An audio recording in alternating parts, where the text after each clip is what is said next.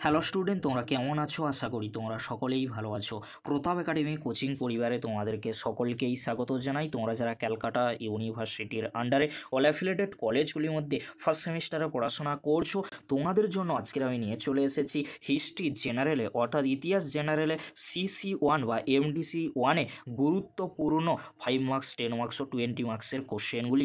এই কোশ্চেনগুলি তোমরা যদি এখন থেকে ভালো করে রেডি করে রাখতে পারো, এক্সাম টাইমে চিন্তামুক্ত থাকবে। কেন তোমাদেরকে বলছি? কারণ বিগত বছরগুলিতে আমাদের দেওয়া সাজেশন থেকে স্টুডেন্টরা কমন পেয়েছে, তাই আশা করা যাচ্ছে এবারেও তোমরা ইতিহাস জেনারেলে সমস্ত কোশ্চেন এক্সামে কমন পেয়ে যাবে। চলো বেশি দেরি করব না, আজকের আমরা দেখে নেব ফার্স্ট সেমিস্টারে ইতিহাস জেনারেলে CC1 বা MDC1-এ গুরুত্বপূর্ণ 5 মার্কস, 10 মার্কস ও 20 মার্কসের কয়েকটি কোশ্চেন। প্রথমে তোমরা দেখে নাও 10 অথবা 20-র জন্য আসতে পারে এমনই গুরুত্বপূর্ণ কয়েকটি কোশ্চেনগুলি আলোচনার পূর্বে তোমাদেরকে বলে রাখি 10 মার্কসের কোশ্চেন দুটি কিন্তু লিখতে হবে, 20 মার্কসের কোশ্চেন দুটি তোমাদেরকে লিখতে হবে। গুরুত্বপূর্ণ কোশ্চেনগুলি তোমরা দেখে নাও। ভারতের মধ্যপ্রস্তর যুগের বৈশিষ্ট্য আলোচনা করো। কোশ্চেনটি অনেক সময় ঘুরিয়ে আসতে পারে। মধ্যপ্রস্তর যুগের গুহা শিল্প সম্পর্কে একটি টিকা লেখো। প্রাগৈতিহাসিক ভারতের শিকারী ও খাদ্য সংগ্রহকারী আদিম মানবের খাদ্য উৎপাদক হয়ে ওঠার বিবর্তনের কথা উল্লেখ করো। সঙ্গম সাহিত্য বলতে কি বোঝো? দক্ষিণ ভারতে সংস্কৃতির ওপর আদিম সঙ্গম সাহিত্য কি আলোকপাত করে? এই কোশ্চেনটি অনেক সময় ঘুরিয়ে আসতে পারে।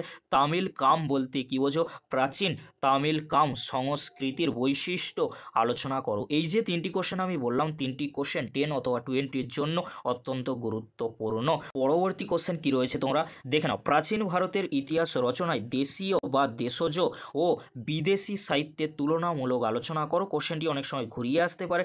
দেশীয় ও বিদেশি সাহিত্যের গুরুত্ব আলোচনা করো, বা কোশ্চেনটি ঘুরিয়ে আসতে পারে সাহিত্যিক উপাদানের বিবরণ দাও। পরবর্তী কোশ্চেন নব্যপ্রস্তর যুগের বৈশিষ্ট্য ও তাৎপর্য এবং উপমহাদেশের বিভিন্ন নব্যপ্রস্তর কেন্দ্রের বিবরণ দাও। কোশ্চেনটি অনেক সময় ঘুরিয়ে আসতে পারে নব্যপ্রস্তর যুগ সম্পর্কে আলোচনা করো। হরপ্পা বা সিন্ধু সভ্যতার বিস্তৃতি আলোচনা করো এবং এর বৈশিষ্ট্য আলোচনা করো। সিন্ধু বা হরপ্পা সভ্যতার অর্থনৈতিক ও ধর্মীয় জীবন আলোচনা করো। কোশ্চেনটি অনেক সময় ঘুরিয়ে আসতে পারে শিল্প ও বহির্বাণিজ্যের বিশেষ উল্লেখ সহ হরপ্পা সাংস্কৃতিক ও অর্থনৈতিক দিকটি আলোচনা করো। এই যে চারটি কোশ্চেন আমি বললাম, চারটি কোশ্চেন কিন্তু খুবই গুরুত্বপূর্ণ। এখান থেকে তোমরা 1 থেকে 2টি কোশ্চেন এক্সামে 10 অথবা 20-র জন্য কমন পেয়ে যেতে পারো। পরবর্তী কোশ্চেন কি রয়েছে তোমরা দেখে নাও, যে কোশ্চেনগুলি খুবই গুরুত্বপূর্ণ রয়েছে। ঋগ বৈদিক যুগে অর্থনৈতিক, সামাজিক, রাজনৈতিক জীবন আলোচনা করো। পরবর্তী বৈদিক যুগে এক্ষেত্রে কি কি পরিবর্তন লক্ষ্য করা যায়? এই কোশ্চেনটি অনেক সময় ঘুরিয়ে আসতে পারে। ঋগ বৈদিক যুগে আর্যদের শুধু অর্থনৈতিক জীবনের বৈশিষ্ট্য আলোচনা করো। ষোড়শ মহাজন পদ সম্পর্কে টিকা লেখো। মৌর্য প্রশাসনের মূল বৈশিষ্ট্যগুলি ব্যাখ্যা করো।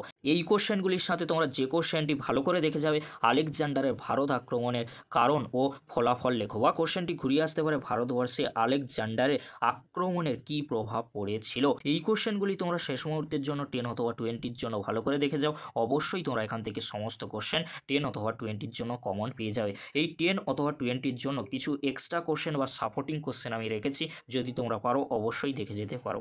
এবারে তোমরা দেখে নাও 5 মার্কসের জন্য গুরুত্বপূর্ণ কয়েকটি কোশ্চেন। প্রথমে তোমাদেরকে বলে রাখি 5 মার্কসের জন্য যে কোশ্চেনগুলি গুরুত্বপূর্ণ রয়েছে প্রথমের দিকে কিন্তু রয়েছে, প্রথমের দিক থেকেই তোমরা কিন্তু কোশ্চেনগুলি রেডি করবে। 5 মার্কসের 3টি কোশ্চেন কমন পেতে হলে এই যে 5 মার্কসের কোশ্চেনগুলি আমি রেখেছি, সমস্ত কোশ্চেনগুলি তোমাদেরকে রেডি করে যেতে হবে। কোশ্চেনগুলি তোমরা দেখে নাও। প্রাচীন ভারতের ইতিহাসের উপাদান হিসেবে লিপি ও মুদ্রার গুরুত্ব লেখো। কোশ্চেনটি কিন্তু 5, 10 অথবা 20-র জন্য গুরুত্বপূর্ণ রয়েছে, তবে সবচেয়ে গুরুত্বপূর্ণ রয়েছে 5 মার্কসের জন্য। মৌর্য সাম্রাজ্যের পতনের কারণগুলি লেখো। বৈদিক যুগে জাতিভেদ প্রথা সম্পর্কে লেখো।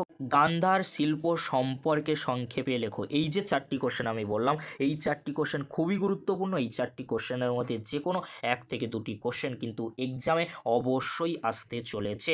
পরবর্তী কোশ্চেন কি রয়েছে তোমরা দেখে নাও। হিস্ট্রি ও ইতিহাসের মধ্যে পার্থক্য আলোচনা করো। চিত্রিত ধূসর মৃৎ পাত্রের বৈশিষ্ট্যগুলি লেখো। সঙ্গম সাহিত্য সম্পর্কে টিকা লেখো। কোশ্চেনটি 5, 10 অথবা 20-র জন্য অত্যন্ত গুরুত্বপূর্ণ রয়েছে। এই কোশ্চেনটি ঘুরিয়ে আসতে পারে তামিল কাম বলতে কী বোঝো? অবশ্যই তোমরা এই কোশ্চেনটি ভালো করে দেখে যাবে। সভা সমিতি সম্পর্কে টিকা লেখো। প্রাচীন ভারতের ইতিহাস পুনর্নির্মাণে প্রত্নতাত্ত্বিক উপাদানের গুরুত্ব লেখো।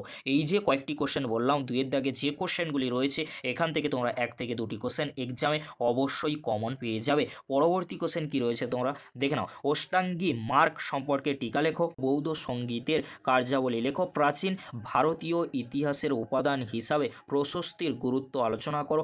মাইক্রোলিথ সম্পর্কে টিকা লেখো। মেগালিথ সম্পর্কে টিকা লেখো। এখান থেকে যে কোনো একটি কোশ্চেন এক্সামে আসার সম্ভাবনা প্রবল থেকে প্রবলতর রয়েছে।